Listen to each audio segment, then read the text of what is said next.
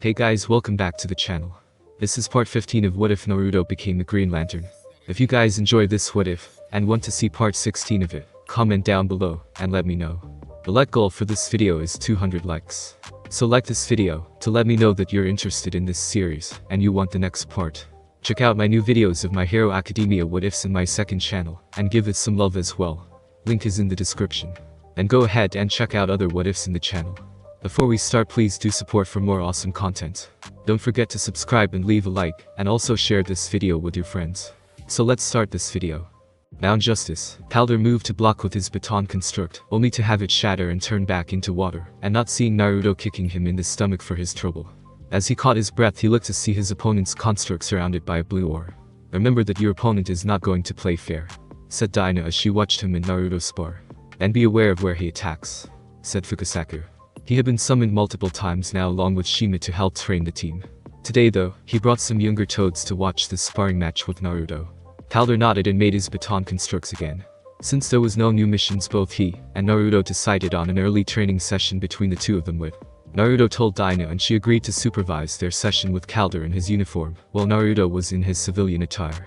Naruto stopped flowing chakra into his ring, thus the baton constructs stopped glowing blue. The two began to clash once again, the sound of their batons smashing against each other, filling the hall. Clashing and dodging with Calder struggling but managing to keep up. That is until Naruto blocked one of Calder's attacks and struck him in the face faster than he was anticipating. Changing up your speed gives you an advantage. Makes it difficult for your opponent to dodge or block an attack, Naruto instructed. Yes, I can see that, said Calder, rubbing his face. Who taught you how to fight like this? Lyra-sensei, one of the instructors on OA, she gave me weapons training with my constructs, Naruto explained.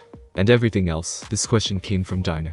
Since their sparring match, she had been more than a little curious about where he had learned how to fight the way that he did.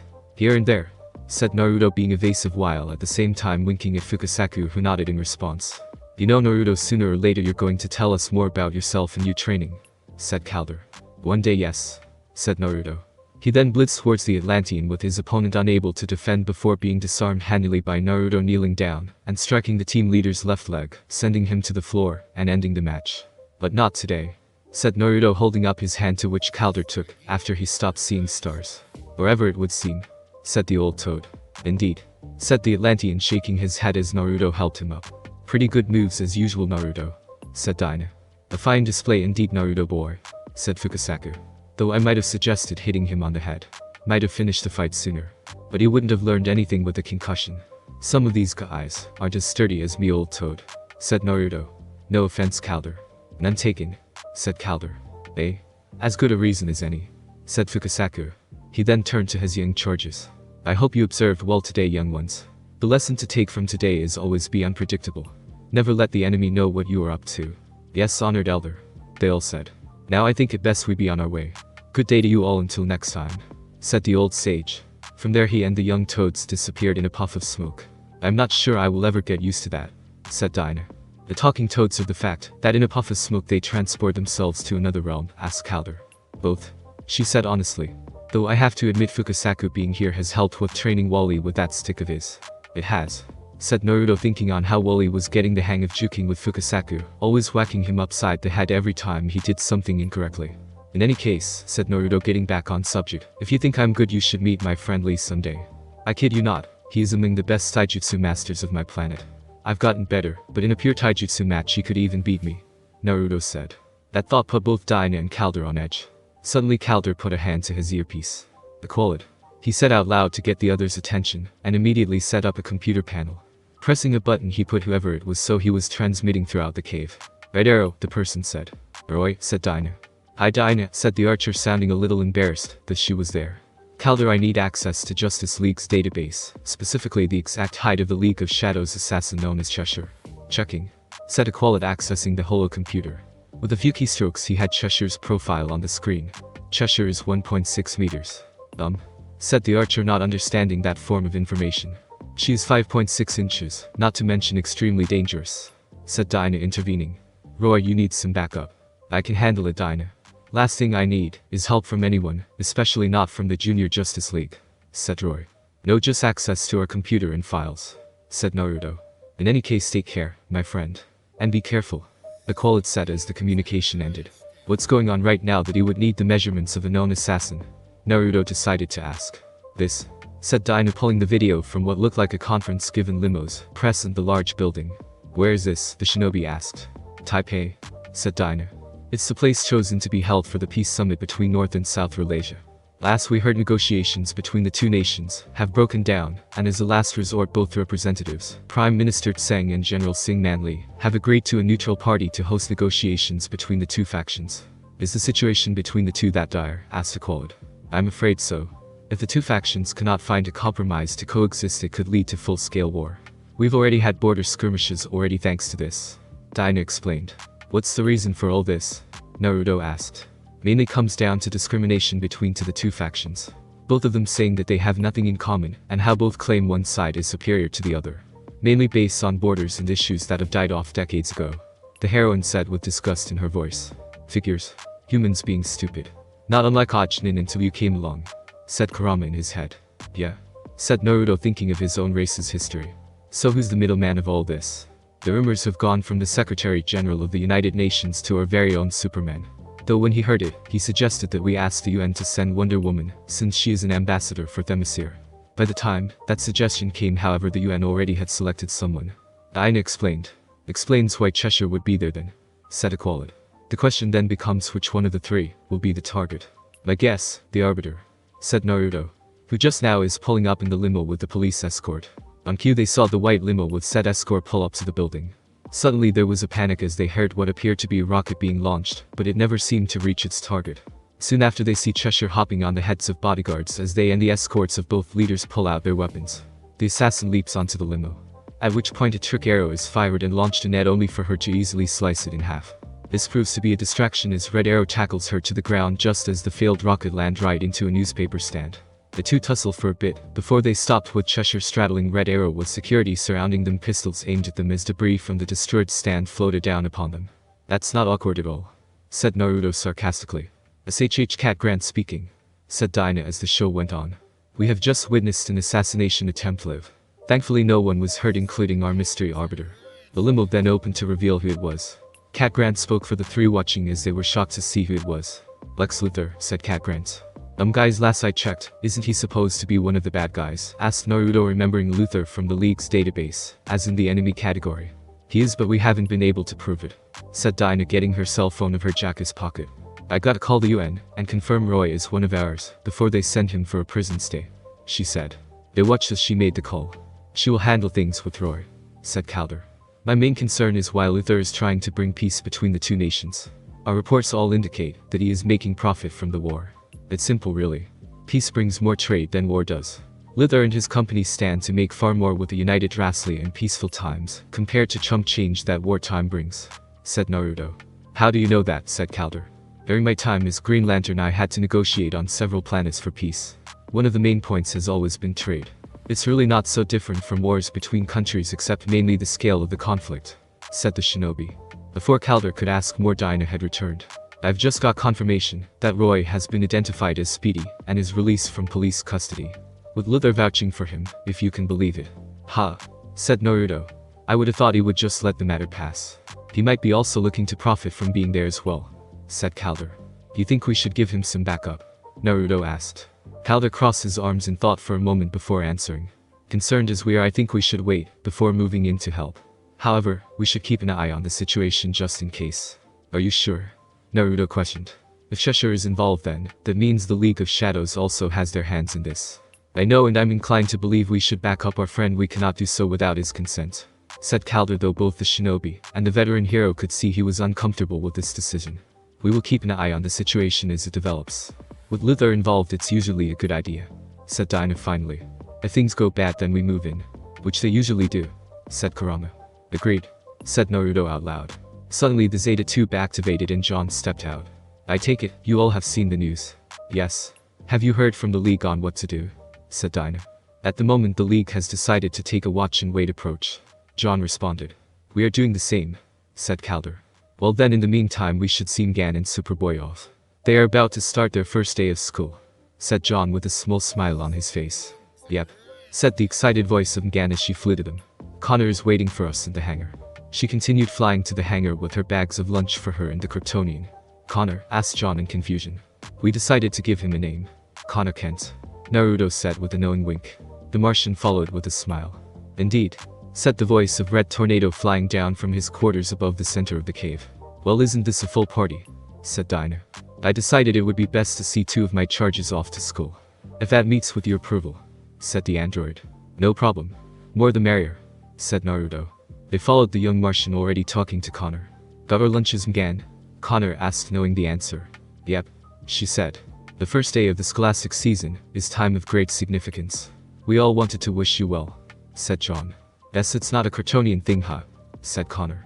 We really need to do something about that kid, said Kurama, commenting on how Superman aka Clark Kent was still being absent in Connor's life. Didn't expect you to put your 2 cents, said Naruto while agreeing with his partner. However, he noticed a more immediate problem, to which Black Canary pointed out. Mgan, you might want to change before leaving, she said as Mgan was still in uniform and in her green Martian form. This only seemed to make Mgan even more excited.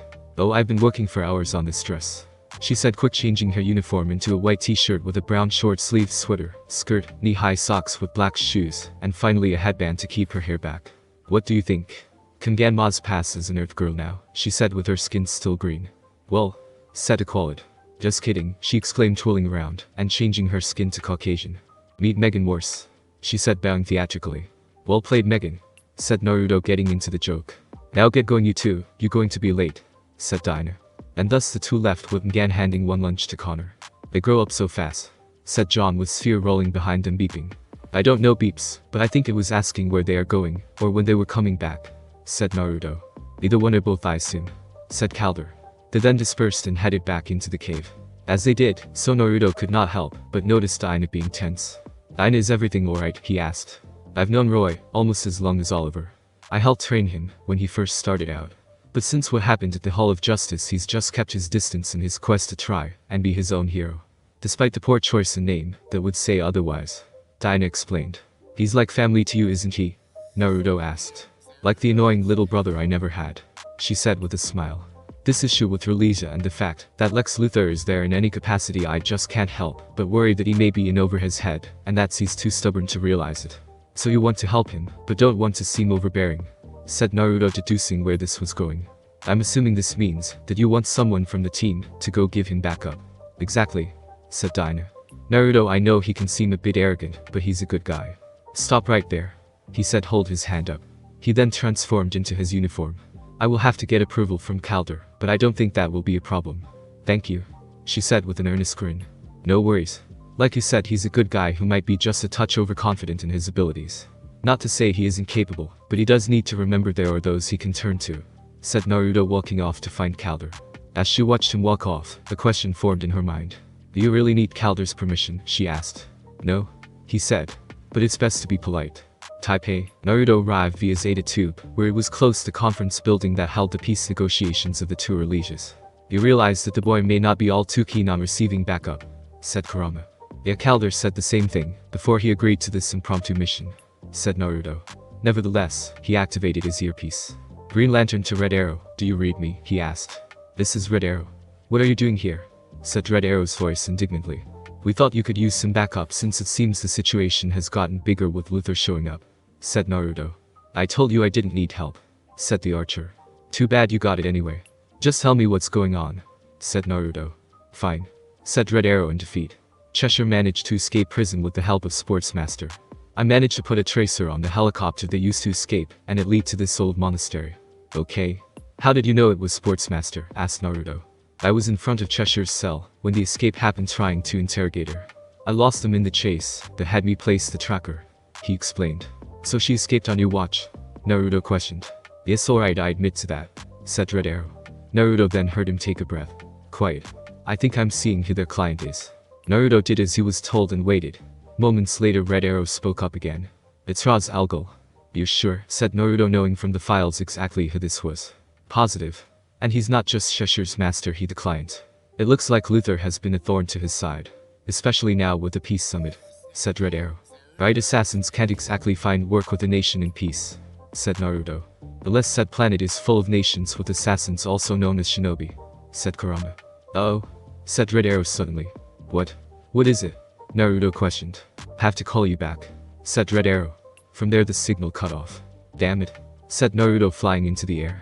Damn fool is going to get himself killed if I don't find him fast. Kurama, can you pinpoint his locations from his emotions? Naruto asked his partner. I can give it a go, said Kurama. In the meantime, Naruto created a screen and used it as a magnifying glass, searching the city. Chuckies. I can sense his fear and anger in that direction, his partner called out. Naruto pointed the screen in that direction, and sure enough there was Roy fighting Cheshire and Sportsmaster. He made the screen disappear and flew at top speed towards him. Naruto lowered himself to the city limits and he saw them as he approached. One thing seemed to stick out as he saw the combatants. They had stopped for a moment, and it seemed like Red Arrow was just standing there. What the hell is going on? Naruto questioned in his mind. I don't know, kid, but all of a sudden his emotions just shut down. Like they aren't even there, said the tailed beast. You're getting nothing from him now? Naruto asked. Nothing. One moment anger, frustration and fear. The next just nothing, said Kurama. Wait, he's back up again. Sure enough, the fight continued with Red Arrow being on the defensive with his feet behind the edge of the roof. Naruto didn't know what was going on, but decided to put what he saw, and Kurama fell aside for now. As Red Arrow was on the edge, Naruto dropped right in front of Cheshire and Sportsmaster. He created a flashbang smoke bomb which he dropped in the center of them. As it exploded, bright light flashed, blinding the assassins, while at the same time covering them in smoke. As they coughed and shielded their eyes, Naruto quickly grabbed the archer and they flew off. They didn't need to get far as they landed on a roof of a building. Red Arrow shrugged his hand off. I didn't need. Save it, countered Naruto. You were literally a hair's breadth from being tossed into the river of that so-called abandoned monastery. What the hell were you thinking of going up against two highly skilled assassins alone like that without a plan? This made the young archer stop and rethink what had gone wrong, and with a breath spoke again. It seems that I may, possibly, be in over my head, he admitted. Only possibly, said Naruto. Man, that's the best you're getting out of me, alright. Red Arrow said with indignation. Fine, okay, some humility is better than none, I guess, said Naruto. In any case, what's our next move? You're asking me? Red Arrow questioned. I'm just here as backup. This is still your mission as far as I'm concerned, said Naruto, earnestly offering him an olive branch. Alright, Red Arrow said with a small smile. We should probably talk to Luther. We need to know why Ra's al Ghul himself wants Luther dead. Agreed, said Naruto. Naruto created a bubble surrounding them both and flew towards the hotel where Luther was staying at. They saw Luther getting dressed when he noticed them and opened the power window. As they entered and the window closed, Luther turned to speak with them. I see you decided to bring in some assistance, said Luther, talking to Red Arrow. I take it you're the Green Lantern that I have heard rumblings about lately. Yeah, that's me. Let me guess, Black Manta's been talking, said Naruto. Among others, said Luther, gesturing his hand to the shinobi. Lex Luthor. Yes, I know, said Naruto, but decided to be diplomatic about this and shook the man's hand, albeit with a firm grip that had Luther rubbing his hand afterwards. If we are done with the pleasantries, we have things to discuss, said Red Arrow. We now know that the person who hired Cheshire is Ra's al Ghul, and he has now gotten Sportsmaster involved as well. I'm not surprised, said Luther as his assistant Mercy helped him put on his suit's jacket. Ra's has been something of a competitor of mine for some time. Convenient that he seems to be making his move against him now, though, isn't it, kid? Kurama asked. Yes, too convenient, Naruto responded. Then maybe we should let the two of you take each other out, and we just watch, said the archer. Well, that would seem like a good tactical decision. On taking out enemies, we still have the peace process to finish. Otherwise the country will go to war with itself, said Naruto. Your friend here couldn't have explained the situation better, said Luther. However, they might expect the two of you since you managed to escape, I presume. No, they won't, said Naruto. And we have a few surprises left. Malaysia Peace Conference. Cheshire was in her disguise, pushing her cart of small food around, getting closer to her target. The cart itself was filled with enough explosives to take out the entire room. Truthfully, it wasn't her first option, as she preferred using something more subtle and with less collateral damage. Less mess, she would say to herself. But her partner Akka, her father, decided that the subtlety was no longer in effect and that she should follow his plan. That was only half the reason, of course, as she pushed her package forward. He thought she was also worried about the archer, and she was, but for a different reason. He was skilled, but she could handle him, though part of her wanted to handle him in a rather different sense. No, the one who she worried about now was the Green Lantern that showed up.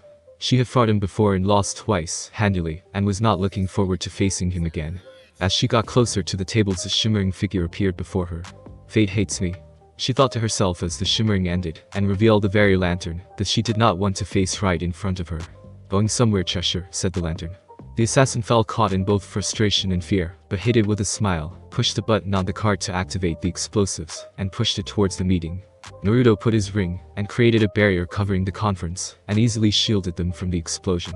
As the blast dissipated and the smoke cleared, he saw the Cheshire had her size pulled out, and behind her a helicopter dropped off Sportsmaster and the squad of what Naruto could only assume were soldiers of the League of Assassins.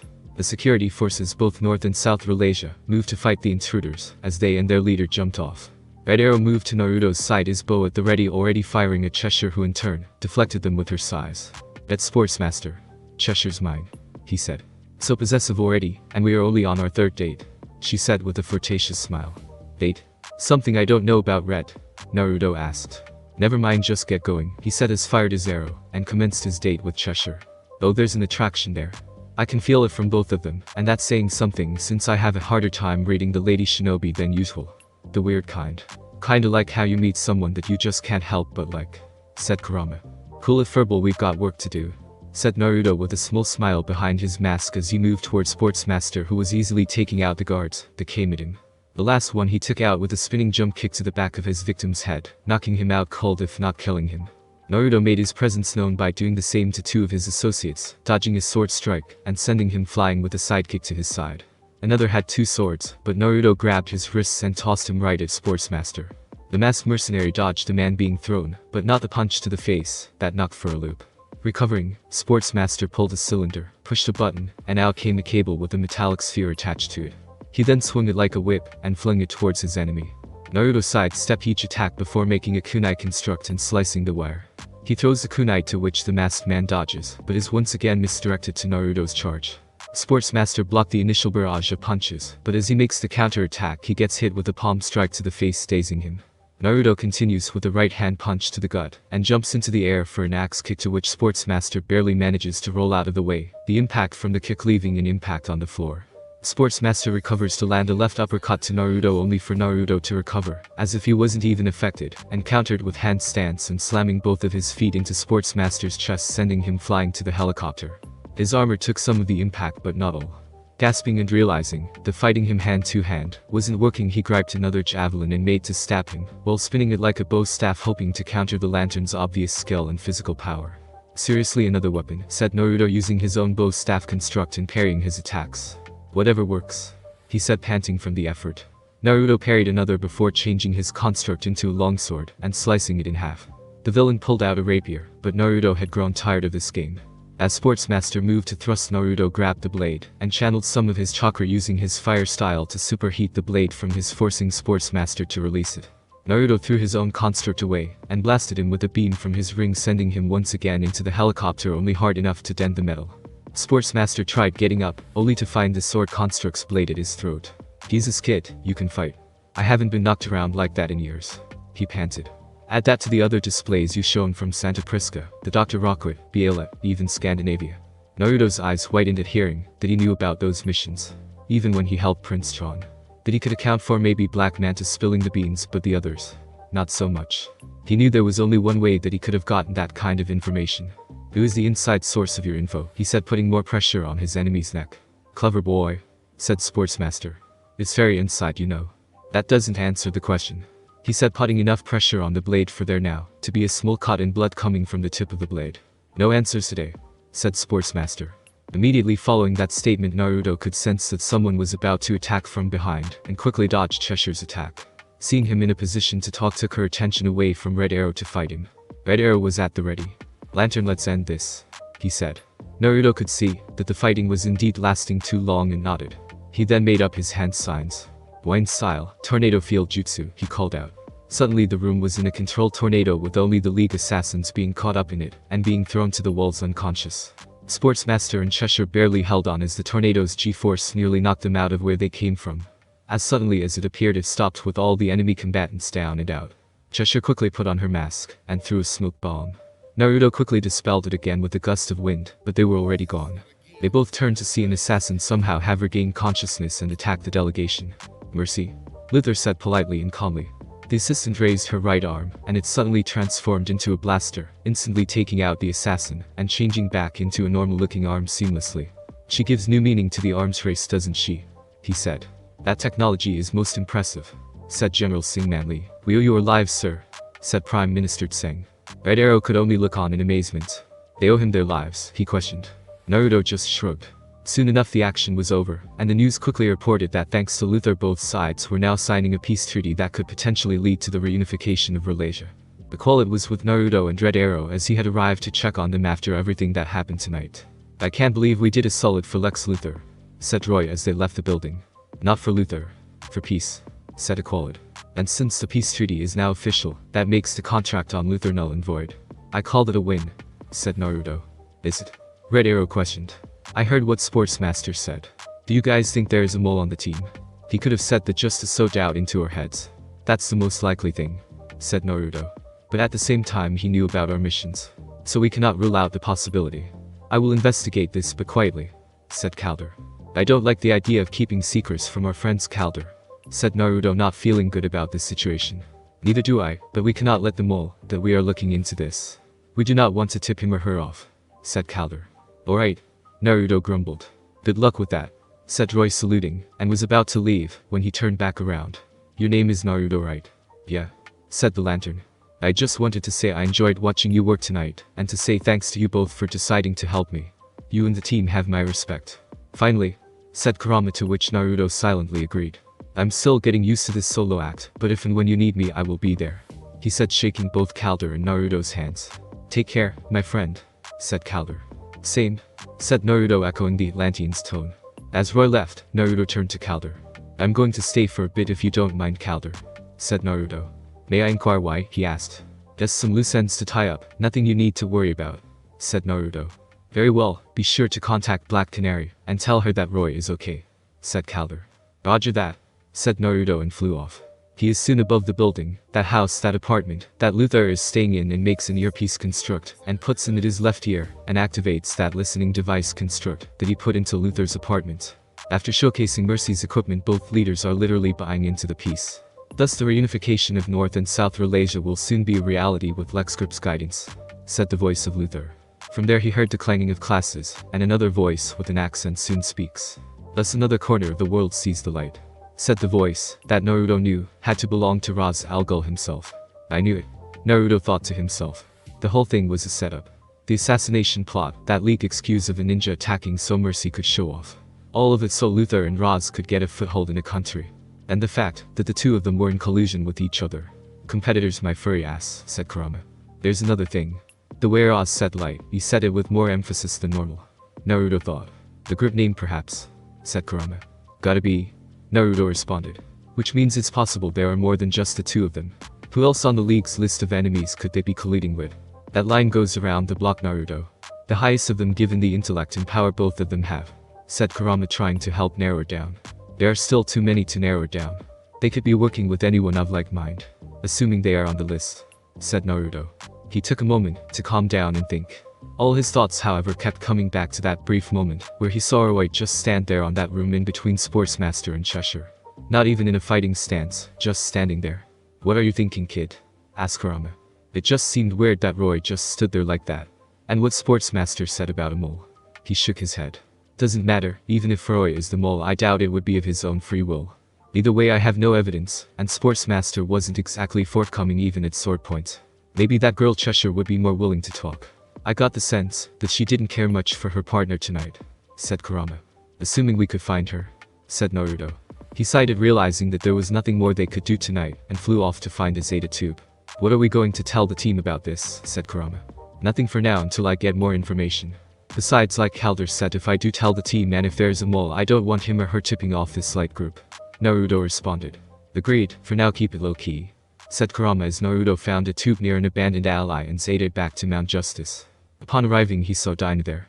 "I heard about what happened with the peace summit. Good work," she said. "Thanks," said Naruto. "And before you ask, Roy is fine. Although you might want to talk with him about flirting with the enemy when you see him next." "What do you mean?" she asked, putting her hands on her hips with a look.